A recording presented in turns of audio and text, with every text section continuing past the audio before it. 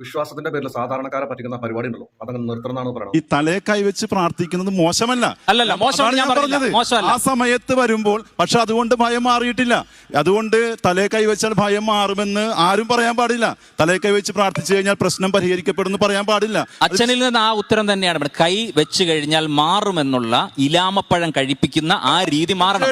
ഇത്രയേ ഉള്ളൂ. രണ്ടാമത്, ഒരു ബ്രദർ ഡിസോസിയേറ്റീവ് ഡിസോർഡറോ അല്ലെങ്കിൽ സ്കിസോഫീനിയ പോലെയുള്ള രോഗങ്ങളുള്ള ആളുകൾ, ദേഹത്ത് ബാധ കയറിയത് പോലെ പ്രവർത്തിക്കുന്ന ആളുകൾ, പരിശുദ്ധാത്മാവ് കയറിയതാന്ന് പറഞ്ഞ് അവന് ജിംബാലാല എന്ന് പറഞ്ഞ് മറിച്ച് താവോട്ടിടുമ്പം അച്ഛൻ അത് ക്ലിനിക്കലി ഇതൊരു രോഗമാണ് അല്ലെങ്കിൽ അവന്റെ ഡിസോർഡർ അല്ലെ ക്ലസ്റ്റർ എയിൽപ്പെട്ട ഒരാളാണ് എന്ന് അച്ഛൻ പറയുമോ, അതോ ആ ബ്രദറിന്റെ കൂടെ നിൽക്കുമോ, അതോ പരിശുദ്ധാത്മാവ് കയറിയതാന്ന് നിൽക്കുമോ?